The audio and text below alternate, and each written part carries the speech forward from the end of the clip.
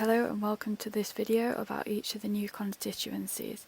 In this video we're going to look at one of the new constituencies in London.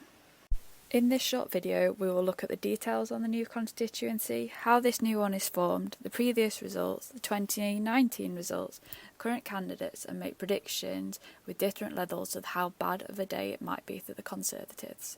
Please comment below for anything you'd like to see and subscribe to our channel to see new updates that we'll do and discussion videos as the election gets closer.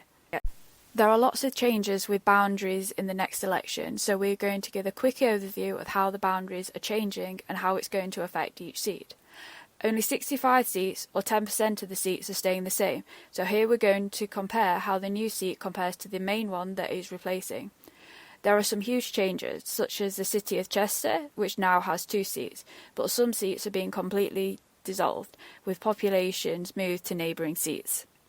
So why are the boundaries changing? Every so often there are boundary changes to represent the current population movements. Some of them are based on land without any population, and some of them are just because of population, for example new housing estates.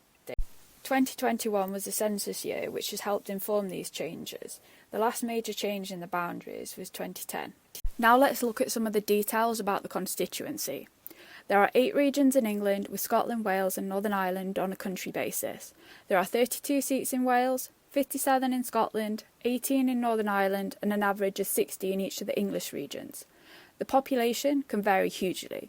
The highest is nearly 152,000, which is in Birmingham Ladywood, while the lowest is less than 27,000, which is in the Western Isles of Scotland, which also has the lowest electorate at 21,000.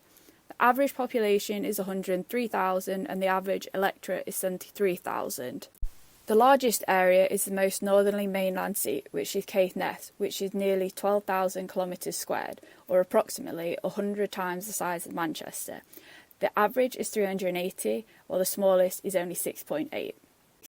The average percentage of the 16 to 49-year-olds is 41%, with the highest in Leeds Central and the lowest in North Norfolk, which also has the highest 65+. The average 65+ is 38%, with the minimum at 15%, which is in the area around Canary Wharf.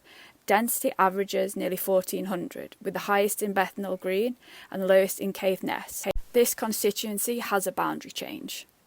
There is a boundary change here, but it hasn't taken in any more areas. When we're looking at the winner in 2019, it's a bit more relevant to the seats that are now made up from multiple old seats. Nevertheless, this is the result from 2019, with the winner and whether the seat was held or it changed. Here are the winning party and those that came second, and also the majority. The size of the majority is key when considering how this seat might change. Maybe not so much when there's a big Labour majority or Lib Dems, but for pretty much any Conservative seat, it's possibly not considered safe, bar a very extreme few. The same for the SNP. Some of these are really up for grabs, particularly for Labour and the Lib Dems. Here we see the vote share at the last 4 elections for the 5 main parties in England: the Conservatives, Labour, Lib Dem, Green and a combination of Brexit or UKIP. The Brexit UKIP vote was distorted in some constituencies in 2019 because if they were held by the Conservatives in 2017, they didn't stand against them. Nevertheless, we can see the changes that occurred throughout the different elections. This is a list of candidates that are on the ballot paper for this constituency. This is now a finalised list as the deadline to register as a candidate has passed. With this forecast, we predict the seat to be changed. Thank you for watching this video. We hope you learned a lot about the new constituencies. Please subscribe to our YouTube channel, follow us on Instagram and Twitter.